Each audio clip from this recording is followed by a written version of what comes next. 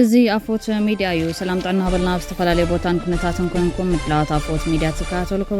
ክቡራንን ነሳት ዝተዋደዱ ኣናው ምዕባለታት ዝናልኩም ቀሪብና ኣለና ሓበራዊ ጻንሒትኩም ሰናክኹም ብምዕዳም ናብ ዝርዝራቶም ከነሰጋግረኩም አብይ አሕመድ ንኹናት ሙሉእ ዲፕሎማሲያውን ወታደራውን ምድላዋት ይገብር ከም ዘሎ ተገሊጾም ስለዝኾነ እውን ብወገን ትግራይ ዘሎ ምክፍፋል ሓይልታት ብህፁፅ ደው ኢሉ ነቲ ዝመጽእ ዘሎ ሓደጋ ክምክት ጻውዒት እናቐረበ እዩ ሰራዊት ኢትዮጵያ ወደብ ዓሰብ ንምምላስ ምድላው ወጊነ ክብለ ፍሊጡሎም ጉዳይ ሕቶ ወደብ ዓሰብ ከናስ ዝፍትን ባንዳ ይክብል እዩ ሰራዊት ኢትዮጵያ ፍሊጡ ዘሎ ብኻሊ ዜና ኣስታት 260 ጡርጡራት ሰባት ኣብ ቀይዲ ከም ዝውዓሉ እውን እናተሓበረ እዩ ነዚኣቶምን ካልኦት ኣገደስቲ እዋናዊ ምዕባለታትን ኣፎት ሚድያ ሰዓት ከካፍለኩም بقدامنت 4 ጥቅምቲ ገዳም ደብረ ነገስት አብርሃው አጽብሃ በድምቀት ንምብዓል ይስራሕሎም ሎም ዓመት 4 ጥቅምቲ ክብረ በዓል ነገስት የዛና ሳይዛና ንረብሓ ህዝብና በዝል መሪ ሓሳብ ንምብዓል ዝተፈላልየ ምድላዋት ይሳለጥ ከም ዘሎ ተገሊጹ ብታሪኹ ኣብ ዩኔስኮ ክምዝገብ ዝግበኦ ገዳም አብርሃው አጽብሃ ከም ዝኾነ ዝነገረሉ ሎም ዓመት 4 ጥቅምቲ ሃይማኖታውን ባህላውን ክብርታት ሓልዩ በድምቀት ክኽበር ናይ ምልዓል መድረኽ ሎም ያብ ከተማ ውቅሮ ተሳሊጡሎም ኣብቲ መድረኽ መበገሲ መማያየጢ ጽሑፍ ዘቕረቡ ዶክተር ኣስፋላከ ገዳም አብርሃ ጽብሃ ነደረጃ ውርሻ ዓለም ክውዕል ዝኽእል ጥንታዊ ታሪኻውን ሃይማኖታውን ቅርሲ ከም ዝኾነ ሓቢሮም ነዚ ሓበሬታ መርትዖ ድማ አብርሃው አጽብሃ ኣብ 4ይ ክፍለ ዘመን ክርስትና ናብ ኢትዮጵያ ዘተኣታተው ብዙሓት ገዳማትን ኣብያተ ክርስቲያንን ዘስርሑ ገዳም ካብ ሓደ ከውሒ ተፈልፊሉ ዝተሰርሐ ብምዃኑ ኣድማሳዊ ዋጋ ባህርያት ባህላዊ ትርጉሙ ሃገራዊ ዶባት ዝሰግር ንዘመናት ዝጸንሐ ቅብኢ ማለት እውን ስእሊ ምውናኑ ነዊሕ እዋን ንግደት ኮይኑ ዘገልግልን ዘሎ ቀጻልነት ዘሎ ብምዃኑን ኣብ ዩኔስኮ እንተዳ ተመዝጊቡ በብርካ ዓለም ርኡ ይኸውን ከምኡውን ሓልዋ ይግበረሉ እዚ ስዒቡ ቁፅሪ ሃወስቲ ይውስኽ ዕድል ስራሕ ይፈጥር ሓገዝ ዓለም ለኸ ከም ዝረክቡ እውን ገሊጾም ገዳም ደብረ ነገስት አብርሃው አጽብሃ ኣብ ዩኔስኮ ንምዝጋብ ሎም ዓመት ሃይማኖታውን ባህላውን ትውፊታት ሓልዩ ብድምቀት ንምብዓል ዘኽእል ዘተሳሊጡሎም ኣብቲ መድረኽ ዘታ ኣመራርሓት ገዳም ኣመራርሓት ወረዳ ነበርትን ተወለድትን እትኸባቢ ካልኦት ዕዱማት ኣጋይሽን ተረኺቦም እዮም እቶም ተሳተፍቲ እቲ በዓል ሃይማኖታውን ባህላውን ክብርታት ሓልዩ ክኽበር እቲ ገዳም መስሕብ ቱሪዝምን ፍልፍል እቶትን ክኸውን ከምኡውን ኣብ ዩኔስኮ ንምዝጋብ ኩሉ ማሕበረሰብ ሚድያታትን ካልኦት ኣካላትን ግዶም ክጻወቱ ጻውዒት ኣቕሪቦም እዮም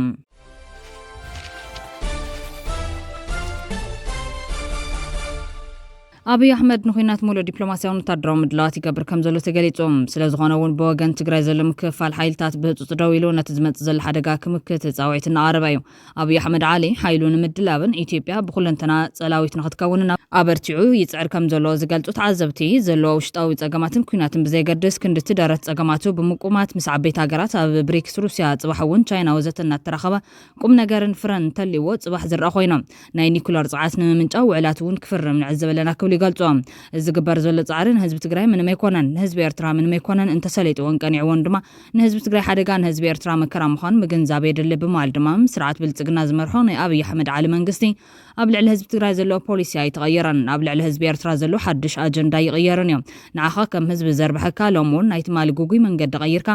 ሓቢርካ ተማጠን ሓይልን መኸተን ካብ ሓደጋ መድሓንን ጥራሕ እዮም ኣብድና ዘሎ ክንገብሮ ንኽእል ኣማራፂ ድማ ዝጥራሕ በማል ሕብረት ኤርትራን ትግራይን ግድን ምዃኑ የስምሩሎም ኣብ ቃልሲ ምእንቲ ለውጢ ምእንቲ ፍትሒ ወጢን ክትብገስን ከለኻ መጀመርያ ዘድለይካ ጥበብ ኣብ መንጎ ፖለቲካን ሰላም ህዝብን ፈላሊኻ ዘርኢ መነፅር ኣብ ዓይነ ልቦናኻ የድለይ ፖለቲከኛታት ድማ ናይ ባዕሎም ዘሳኽዕዎ ዕላማ ሒዞም ስለ ዝነቕሉ ነቶም መሰረታውያን ሕቶታትካ ሚትሚታዊ ክምልሱልካ ምጽባይ ድማ ድንቁርና ጥራሕ እዩ ዝብሉ እዞም ኣካላት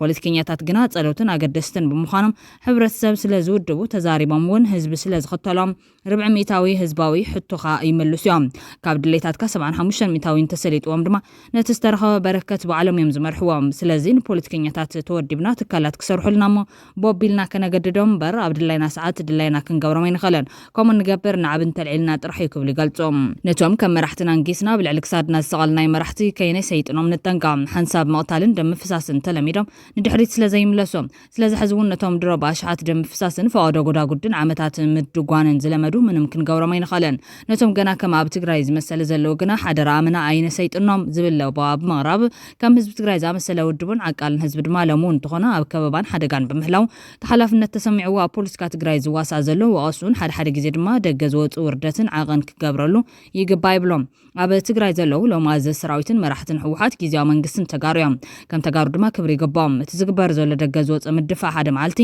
ካብ ካብ ህዝባውነት መሊኡን ተውፅዎም ግና ሳዕቤኑ ልክዓም ዝሓለፈ 35 ዓመታት ኣብ ኤርትራ ጉዕዞ ስደትን ባርነትን ከርተት ድኽነት ክሳብ ትማል ኩናት ትግራይ ስርዓት ብልጽግና ንብድሓን ተባሂሉ ገንሸል ኮይኖም ኣብ ዘይምልከቶም ኩናት ኣትዮም ክሳብ ሕዚ ዘካር ዘይብሎም ዜጋታት ኤርትራ ምምሃር ዝከኣል ቀሊል ኣብነት ይክብሉ በመዘኻኻር ህዝቢ ትግራይ ጨዋ ስርዓት ዘለዎ ህዝቢ እዩ ምስ ክፋል መስገንገሉ ህዝቢ ኤርትራ ድማ ጸለ የብሉን ኣይነበረን ድሕሪ ዝሓለፈ ኣስታት 26 ዓመታት ፖለቲከኛታት ብዝፈጠሩ ህልኽ ተፈላለዩ ሎሚ ፖለቲከኛታቱ ንረብሓውን ክብሉና ሰላማዊ መንገዲ ንክመጹ ህዝቢ ኤርትራን ትግራይን ካብ ኩናት ክድሕንዮም እዚ ማለት ግን ኤርትራ ዝመስል ሃዋሃው ህዝቢ ዘይኮነ ካብናኡ ንትግራይ ዝመስል መሰልን ነጻነትን ዘሎ ሃዋሃው ክፍጠር ኣሎ ብመሰልን መንባብሮ ህዝብን ሎሚ ንመቐለ እትመስል እምበር ንኣስመራ እትመስል ከተማ ክትፍጠር የብላን ከምኡን ክኸውን ድማ ፖለቲከኛታት ናይ ሓሳብ ኣፈላላይ ዘለኩም ተጋሩ ንመራሕትኩም ወግሕ ፀብሐ ምትኽታህ ገዲፍኩም ጥበብ ከድለኩም እዮም ስርዓት ኢሳያስ ድምፂ ህዝቢ ናይ ምህጣም ፍሉይ ጥበብ ስለ ዘሎ እቶም ኣደብሲንኩም ደገ ዝወፀ ሕሉፍ ዘለፋዊ ፖለቲካ ንቕሓትን ትብዓትን ዝመስለኩም ተጋሩ مستوعل كدلكم يو أب تجري زلوا من نقار دو كبل بموالد ما لبوا أغربهم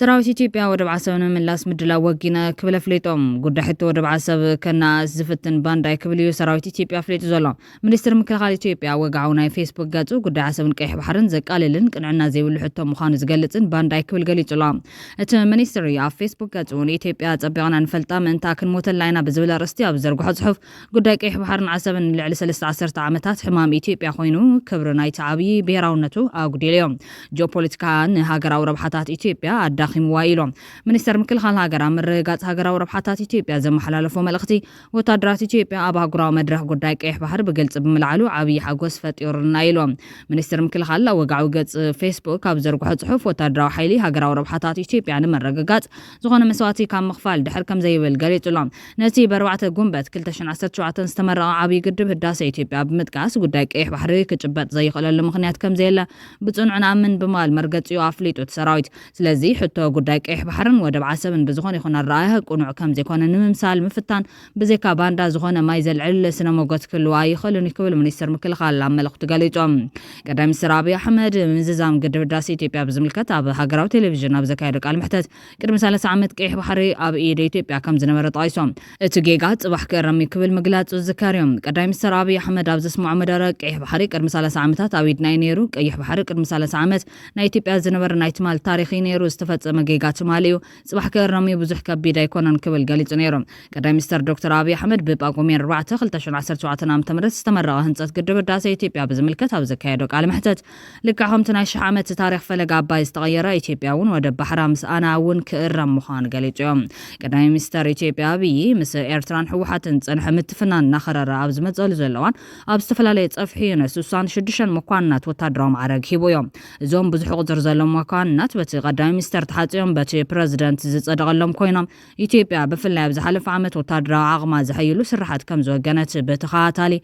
وقعوا دحر مقبارات زمت زلهم عباليو إثيوبيا بزحلف عامت بركت زولو عبال السراويت مكل خال زخون وتدرا تاسلتنا كم زمرات أبز تفلالي وانات كقلت أنحلهم قدام السرابي حمد تهاجر عبالات هايلاير مدرن بحرن زدل دلوت أقاتا تكنولوجيا من عبال كم زلاون كزارب يسمعيو نعسرتات عامتات أفدق بحر زي ولا خوينات زنحت إثيوبيا بزحلف عامتات أبالات حيل بحري داق ماي كتهانتن كتحيلن صني حلا أموداتا زحلف عامت بيت صحفة حيل بحري عبدي سابات هانيتو تمرقو يوم حتى وان النتاف دق بحري إثيوبيا باستفلالي ملكعك أننا نحيلة أبزمت قالو زلوان مس إرتران أوقات توكينات كيتو خبي دي شاغولات فتير كم زلوان زفلتهم اتي نزد ليت بقول عزار بلو قدام مستر تهاجر بوغان إيرترا زدقاقم مسلكين بوليتيكا عشنتن كتبل بتري ملاش مهاباوني ذكر زي كم زلو خوينو تمس منقص فيدرال أو طراتي زركب حوحات أبتي سمناوي ملختي بموال زرقحو مقلت ايو منقص إثيوبيا نتابع على حزب تقراي زوت أو تظل آج داق ما يقول عوق كوطبن نتزاتو سمع سلام كتقبرن أوعي تقريبو اليوم أبو كينات تقراي بحنساب استسلفو منقصات اسمران الدساوان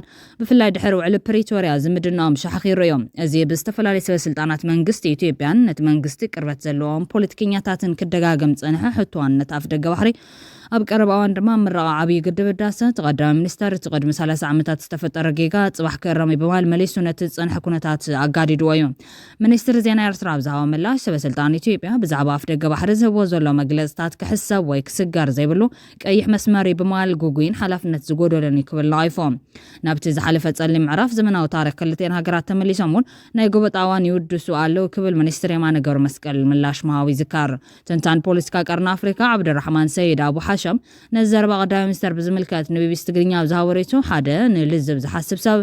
ብረትና ወጣወጣ ኣይኮነን ዝዛረብ ሓይሊ ኣለና ህዝቢ ኣለና ናልካ እናፈራርሕኻ ዝእቶ ዘተየለን ኣጠቓቕማ ወደብ ይኹን ካልእ ጉዳይ ንኽልቲአን ዝጠቅም ስለዝኾነ ብዓንተኡ ኣብ ምፍርራሕ ዘእቱ ምኽንያት ኣይነበሮን ኢሎም። ካብቲ ግድብ ናብቲ ወደብ ዝብል ዘረባ ድማ መለዓዓሊ ትንኩያ እዩ ብርግጽ ካብኡ ሓሊፉ እውን ዳርጋ እወጃ ኩናት ክብል ዓብድራሕማን ይገልጽ። ካልእ ድማ ኪሮስ ሃይለስላሴ ዝተባሃለ ኣብ ዩኒቨርሲቲ ኣክሱም ምሁር ሕጊ ድማ ንቢቢሲ ትግርኛ ብዝሃቦ ሬቱ ኩናት ንምኽፋት ነቲ ህዝቢ መተኣኸብ ኣጀንዳ ዝደለየ ዝመስል ብዝብል ይጅመር። እቲ ብኦህዴድ ዝምራሕ ዝበለ ሰልፊ ብልጽግና ኣብ ልዕሊ ስልጣኑ ሓደጋ ዝፈጥር ምትእኽኻባትን ተቃውሞታትን ይሕይሎ ስለ ዘሎ ናብ ከምዚ ዓይነት መለዓዓሊ ዘረባታት የምርሕ ከም ዘሎ ይዛመን። እቶም ኣብ ውሽጢ ሃገር ዝለዓዓሉ ዘለዉ ተቃውሞታት ብሻዕብያ ይውደቡ ኣለዉ ኢሉ ዝገምገመ ይመስለኒ። ግዜ ብዝተዋሃበ ቁፅር ድማ ነቲ መንግስቲ ስልጣኑ ኣብ ሓደጋ ክወድቕ ስለ ዝኽእል ቀዲሙን ሻዕብያ ማለት እውን መንግስቲ ኤርትራ ክወቅዑ ኣለዎ ኮይኑ ተሰሚዕዎ ኣሎ። እዚ ንምግባር ድማ ንህዝቢ ኢትዮጵያ ዘተኣኻኽብ ኣጀንዳ ክመርጽ ኣለዎ ኢሎም። ኣብይ ኣሕመድ ቅድሚ 2 ሰሙን ህዳሴ ግድብ ዝርከበሉ ጎቦ ጉባ ኮይኑ ብሃገራዊ ቴሌቪዥን ኣብ ዝተዘርግሐ ዘረብ ንጉዳይ ቀይሕ ባሕሪ ዘለዓለ ኮይኑ ኣባይ ናይ 1000 ዓመት ጉዳይ ፈትሕናዮ ናይ ቀይሕ ባሕሪ ናይ ትማሊ ዝተፈጠረ ጌጋ ትማሊ 30 ዓመት እዩ ጽባሕ ክንእርም ወይና ኢሉ እዮም። እቲ ተደጋጋሚ ጉዳይ ቀይሕ ባሕሪ ንኢትዮጵያ ናይ ህልውና ሕቶ ክብል ዝተሰምዐ ቀዳማይ ሚኒስተር እቲ ጉዳይ ቀይሕ ባሕሪ ይኹን ካልኦት ዝጠቐሶም ጉዳያት ካብ ኣባይ ዝናስዮም ክብል ኣቐሊሉ ገሊጽዎም ኣሎ። ነቲ ክእረም ዝበሎ ብኸመይ መንገዲ ግን ኣይገለጸን። ኣይተ የማነ ገብረ መስቀል ግን ኣብዛ ምላሽ ዝደጋገም መሰልከይን ፖለቲካዊ ዕሽነትን ክብል እዩ ነቲ መግለጽታት ግብረ መልሲ ይብሉ ነይሮም። ሰልፊ ብልጽግና ነዚ መርዛም ዓንዳሪ ኣጀንዳ ኩናትን ግጭትን መጻወቲ ይገብሮ ኣሎ ክብል እውን ኣይተ የማነ ወሲኹ ገሊጹ ነይሩ እዩ።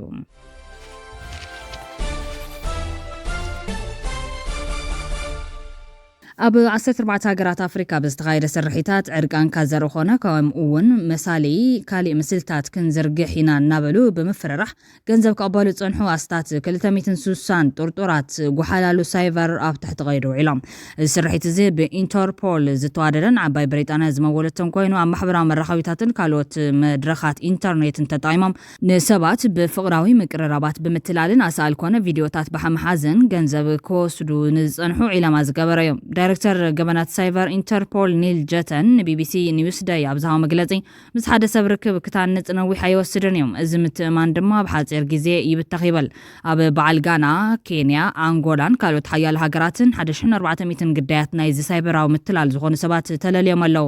ኢንተርፖል ግዳያት ብድምር ዳርጋ 2.8 ሚልዮን ዶላር ከም ዝኸሰሩ ይግምት። እዚ ፍጻመ እዚ ኣብ ዝተፈላለየ ዕድመን ዝርከቡ ሰባት ዝተንከፈ እኳ እንተኾነ ኒል ጀተን ግን ብዝያዳ ንሽማግለታት ዒላማ ከም ዝገበሩ ሓቢሮም። እቲ ኣሃደን ኣብ መንጎ ሓምለን ሓሰን ዝተኻየደ ኮይኑ ፖሊስ ምስ ጉጅለታት ሳይበራዊ ጓሓላሉ ዝተኣሰሩ አይፒ ኣድራሻታት ዲጂታላዊ ትሕተ ቅርጽታት ዶሜናንት ፕሮፋይላትን ማሕበራዊ መራኸቢታትን መርሚሮም ኣብ መላ ኣፍሪካ 81 ጉጅለታት ገበናት ሳይበር ተራእዮም ኣለዎም። ኢንተርፖል ሰባት ንምምዝማዝን ንምጥቃዕን ዝሃድኑ መርበባት ንምብጣስን ንምዕናውን ቆሪጹ ከም ዝተለዓለ ይገልጽ። ግዜያዊ ፈጻሚ ዳይሬክተር ኣገልግሎት ፖሊስ ኢንተርፖል ስሪል ጎውት ኣብ መላ ኣፍሪካ ዝርከቡ ኣሃዱታት ገበናት ሳይበር ብኢንተርኔት ዝካየድ ገበናት ምዝመዛ ጾታዊ ርክብን ምትላል ፈራዊ ምቅርራብን ሓያል ወሰኽ ከም ዘርኣዩ ይሕብሩ ኣለዉ ይብል። ኣብ መርበብ ሓበሬታታት ዝርከቡ መድረኻት ገበነኛታት ንሰባት ብቐሊሉ ክጎዱ ብምግባር ፋይናንሳዊ ክሳራን ስነ-ኣእምራዊ ጉድኣትን ከም ዝስዕቡ ገሊጾም። ኣብ ጋና ኣስታት 68 ጡርጡራት ኣብ ቀይዲ ኣትዮም ኣለዉ። 835 መሳርሒታት ተታሒዞም ኣለዉ። 108 ግዳያት ድማ ተለልዮም ኣለዉ። መርመርቲ ካብቲ ኣስታት $450,000 ዝግመት ፋይናንሳዊ ክሳራ $70,000 ክሕዙ ወይ ከመልሱ ክኢሎም። እቶም መታለልቲ ናይ ሓሶት ሰነዳት ተጠቒሞም ኣብ እዋን ወግዒ ፍትወታዊ ምቅርራባት ብሕቡብ ቪድዮታት ብምቕራጽ ግዳያት ንምጽላም ክጥቀሙሉ ጸኒሖም። ኣብ ሰኔጋል 22 ጡርጡራት ኣብ ቀይዲ ኣትዮም ኣለዉ። ካብ መርበብ ህቡባት ሰባት ተመሲሉ ክሰርሕ ዝጸንሐ ሓደ ጉጅለ ንማሕበራዊ መራኸቢታት ናይ ሌላ መተግበርታት ተጠቒሙ ካብ 120 ግዳያት ኣስታት $34,000 ብምትላል ወሲዱ። ፖሊስ 65 መሳርሒታት ናይ ሓሶት ካልኦት መለለይ መንነትን መዛግብቲ ምትሕላፍ ገንዘብን ኣብ ትሕቲ ቀይዳትዮም ኣብ አይቬሪ ኮስት 24 ጥርጡራት ኣብ ቀይዳትዮም 29 መሳርሕታት ክትሓዙን ከለው 809 ግዳያት ድማ ተለልዮም እቶም ጉሓላሉ ናይ ሓሶት ናይ ኦንላይን ፕሮፋይላት ተጣይሞም ግዳያት ብምጽላም ናብ ህዝቢ ንከይቃልዕ ድማ ክፍሊት ክጠልቡ ጸኒሖም ኣብ አንጎላ 8 ጥርጡራት ኣብ ቀይዲ ከኣትውን ከለው 28 ደቂ ሃገርን ወጻእተኛታትን ግዳያት ተለልዮም ካልኦት ኣብዚ ጉዳይ ዝተሳተፈ ሃገራት ቤኒን በርኪና ፋሶ ጋምቢያ ጊኒ ኬንያ ናይጄሪያ ሩዋንዳ ደቡብ አፍሪካ ኡጋንዳን ዛምቢያን እየን ክብራትን ፍትዋትን ቤተሰብ አፎት ሚዲያ ነሳዓት ዜና ባኹም ከለም ብሎም ዝሓዝናዮም ሓፃርቲ እዋናዊ ዜናታት ኣቅሪብና ከምቢትና ስለተካታተሉና ነመስግን ኣብ ዝቕፅል ብካልኦት ምዕባለታት ክሳብ ንራኸብ ላይክ ሼር ሰብስክራይብ ምግባር ቤተሰብ አፎት ሚዲያኹኑ ሰናይ ግዜ